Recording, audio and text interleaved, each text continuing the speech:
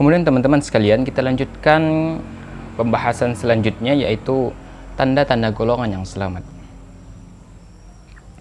Tentu menjadi golongan yang selamat itu merupakan dambaan bagi setiap muslim. Setiap muslim menginginkan menjadi golongan yang selamat. Akan tetapi jamaah, ketahuilah bahwasanya menjadi golongan selamat itu bukanlah perkara yang mudah. Setiap muslim harus berjuang agar dirinya mendapatkan predikat menjadi orang yang selamat. Sehingga pada akhirnya modal keselamatan yang dia miliki itu bisa menjadi celah atau jalan baginya untuk menuju surganya Allah Subhanahu wa ta'ala. Tapi jamaah, jalan keselamatan ini sangat rumit. Banyak orang yang berusaha menempuhnya tetapi gagal jamaah. Tetapi ada juga sebagian orang yang menempuhnya, akan tetapi ketika sudah hampir sampai kepada titik keselamatan, dia malah mundur jamaah, malah berbalik karena tidak tahan terhadap cobaan-cobaan yang Allah Azza wa Jalla berikan kepadanya. Karena untuk mendapatkan predikat selamat ini sangat berat. Untuk mendapatkan predikat hamba terbaik ini sangat sulit, sehingga memerlukan perjuangan khusus, memerlukan usaha ekstra. Maka untuk menjadi orang yang selamat ini memerlukan usaha lebih jemaah. Untuk menjadi orang yang selamat, ya, kita harus banyak bersabar. Kita harus banyak berusaha. Kenapa harus bersabar? Karena di dalam usaha kita untuk mendekatkan diri kepada Allah, untuk mendapatkan predikat hamba yang selamat, itu bukanlah perkara mudah. Kita akan dicaci oleh manusia karena mempertahankan kebenaran. Kita akan dicela oleh manusia, diberi gelaran-gelaran yang buruk oleh manusia, dan dicemooh manusia dan direndahkan, serta dibelakangkan oleh masyarakat. Ini merupakan sudah sunatullah. Bagi para pejuang kebenaran, pasti mereka akan dilakukan yang seperti itu, direndahkan, dicaci maki, diberi gelar-gelar yang tidak pantas dan lain sebagainya. Itu sudah terjadi pada Nabi SAW. Nabi SAW adalah manusia terbaik. Akan tetapi ketika Nabi SAW menyampaikan kebenaran dan mempertahankan kebenaran itu, Nabi SAW mendapatkan gelaran yang sangat buruk, seperti pendusta, orang gila, penyair yang gila, dan lain sebagainya. Bahkan Nabi SAW sampai-sampai direncanakan akan dibunuh. Karena apa? Karena berusaha mempertahankan kebenaran yang dia bawa, untuk menyelamatkan kita. Makanya jamaah, terdapat tanda-tanda golongan yang selamat. Jika kita mengenali tanda-tanda ini, maka dia adalah salah satu golongan yang selamat. Di dalam Al-Firqatun Najiyah, kitab Minhajul Firqatun Najiyah, terdapat 3 tanda golongan yang selamat. Yang pertama, Anda bacakan. Golongan yang pertama, jumlah mereka sangatlah sedikit. Ini tanda-tanda golongan yang selamat. Jumlah mereka sangatlah sedikit di tengah-tengah banyaknya umat manusia. Tentang keadaan mereka ini, Rasulullah Shallallahu Alaihi Wasallam bersabda, "Tuba nasu salihuna fi unasi su'i kathirin mayyatihim aktsaruhum mimman yuti'uhum." Berbahagialah orang yang asing, yaitu orang yang soleh, berada di antara sekian banyaknya orang-orang buruk, di mana orang-orang yang tidak sejalan dengan mereka lebih banyak dari orang yang sejalan. Hadis ini sahih, diriwayatkan oleh Ahmad. Al-Quran juga telah memberi kabar kepada kita semuanya tentang mereka dan memujinya di dalam firman-Nya. Allah berfirman, "Wa qalilum min ibadiyas syakur." Dan sedikit sekali di antara hambaku yang bersyukur jamaah. Makanya jamaah, di antara tanda-tanda golongan selamat yang pertama, yaitu jumlah mereka sangatlah sedikit. Kita lihat jamaah, dari keseluruhan jumlah penduduk bumi, berapa jumlah orang yang Allah Azza wa Jalla berikan hidayah di dalam hatinya untuk memeluk Islam. Dari sekian jumlah umat Islam dari seluruh dunia, berapa banyak yang Allah Azza wa Jalla berikan kepada mereka kekuatan untuk mengamalkan ajaran Islam. Dari sekian banyaknya umat Islam yang diberikan kekuatan untuk mengamalkan ajaran Islam, hanya sedikit dari mereka yang berpegang teguh kepada Al-Quran dan Sunnah. Lihatlah jamaah, mereka adalah golongan yang sangat sedikit. Karena seperti yang sudah Ana sampaikan tadi, bahwa untuk menjadi orang yang selamat itu perlu perjuangan. Maka hanyalah orang pilihan yang bisa mendapatkan predikat ini. Ya, itu yang pertama teman-teman sekalian, yaitu jumlah mereka sangatlah sedikit. Ya.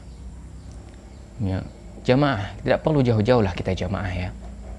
Coba kita lihat saja di dalam sebuah kampung. Di dalam sebuah kampung, katakanlah terdapat satu buah masjid. Kita lihat semuanya mereka adalah muslim. Coba kita ukur berapa jumlah mereka di dalam satu kampung itu yang melaksanakan sholat. Apakah semua mereka melaksanakan sholat? Belum tentu mereka semua melaksanakan sholat. Di antara mereka semua yang melaksanakan sholat itu, berapa jumlah mereka yang sholat ke masjid yang laki-lakinya? Berapa jumlah mereka yang tepat waktu? Tentu akan lebih sedikit jumlahnya. Maka jamaah, golongan yang selamat ini, ciri-ciri pertamanya adalah mereka sangat sedikit. Karena mempertahankan kebenaran itu sangatlah sulit. Ya. Itu golongan yang pertama, yaitu jumlah mereka sangatlah sedikit. Kemudian kedua teman-teman sekalian, golongan yang selamat banyak dimusuhi oleh manusia, ya, difitnah, diberi julukan yang buruk. Nasib golongan yang selamat ini seperti nasib para nabi yang dijelaskan oleh Allah di dalam Al-Quran. Bismillahirrahmanirrahim. Wa kadzalika ja'alna likulli nabiyyin aduwan syayatinal insi wal jinni yuhi ba'duhum ila ba'din zuhrufal qawli ghurura. Begitulah, ya, kami jadikan untuk para nabi itu musuh jamaah, yaitu setan-setan dari jenis manusia dan jin. Sebagian dari mereka membisikkan kepada sebagian lain perkataan yang indah-indah untuk menipu manusia. Iya. Kita katakan misalnya Nabi SAW, iya, orang sosok yang memperjuangkan kebenaran Islam. Beliau sebelum memperjuangkan kebenaran, beliau digelari dengan Al-Amin, ya, yang terpercaya. Akan tetapi ketika beliau menyampaikan kebenaran, beliau dijuluki dengan julukan yang bertolak belakang dari gelar beliau sebelumnya, yaitu Al-Amin. Apa gelar beliau? Yaitu gelar beliau adalah penyihir, pembohong, penyair yang gila, dan lain sebagainya. Bukankah itu gelar-gelar yang sangat jelek sekali jamaah? Sangat jelek jamaah. Ya, di zaman sekarang ini juga begitu. Ya, ketika kita mempertahankan kebenaran, berjenggot, ya, disebut dengan kambing, menggunakan cadar disebut, ya, digelari dengan ninja, cengkrang sedikit, ya, digelari dengan teroris. Kita sampaikan Al-Quran dan Sunnah, ya, berusaha mempertahankan Al-Quran dan Sunnah, digelari dengan Wahabi. Subhanallah jamaah. Ini adalah, ya, perjuangan, perlu usaha lebih, usaha ekstra untuk mempertahankan hal ini. Ya, ingatlah jamaah, ketika kita mempertahankan kebenaran, ingatlah bahwa celaan manusia itu merupakan ujian dari Allah Subhanahu wa Ta'ala. Konsisten gak kita mengamalkan kebenaran ini? Maka ini merupakan ujian bagi kita semua jamaah. Ketika kita mempertahankan kebenaran, kita digelari dengan gelar-gelar, ya, luar biasa jamaah, ya, Wahabi, ya, dan lain sebagainya jamaah. Kemudian jamaah, ingat, ya, tapi ingat jamaah, ketika seseorang diberi gelar yang buruk, diberi julukan yang buruk, maka janganlah dia patah semangat dalam menjalankan kebenaran. Ya, ingat, lihat Nabi SAW, beliau tidak pernah patah semangat. Ya, karena apa? Terdapat janji Allah. Di balik semua itu terdapat janji Allah yang sangat besar jamaah. Maka janganlah ragu menjalankan kebenaran meskipun manusia tidak banyak yang suka dengan kita karena kita menjalankan kebenaran. Ingat jamaah, kita menjalankan kebenaran bukan menginginkan pujian manusia, bukan menginginkan simpati manusia, dan bukan menginginkan manusia mengikuti kita, tidak. Tapi yang kita inginkan adalah keridhaan Allah Azza wa Jalla. Jika kita mengamalkan kebenaran, kemudian manusia mencela kita, kemudian kita tinggalkan kebenaran itu dan kita ikuti kemauan manusia, berarti kita belum ikhlas karena Allah Subhanahu wa Ta'ala. Karena orang yang ikhlas, dia hanya mementingkan keridhaan Allah dibanding dengan keridhaan manusia. Karena keridhaan manusia tidak bisa memasukkan dia ke dalam syurganya Allah, sedangkan keridhaan Allah itu bisa memasukkan dia ke dalam syurganya Allah. Maka berusahalah untuk memegang kebenaran itu, berusahalah untuk memegangnya jamaah, agar kita diberi oleh Allah kekuatan jamaah. Kemudian jamaah, tanda-tanda golongan salat yang ketiga, Anda bacakan. Syekh Abdul Aziz bin Baz ketika ditanya tentang golongan yang selamat ini, beliau menjawab, mereka adalah para salafus soleh dan setiap orang yang mengikuti jalan mereka. Mereka adalah para salafus soleh dan setiap orang yang mengikuti jalan mereka. Maka sangat wajar sekali ketika kita berusaha mempertahankan kebenaran, maka tentunya kebenaran yang sahih teman-teman sekalian, baik itu dari Al-Quran dan Sunnah, berarti kita telah mengikuti jalan para salafus soleh.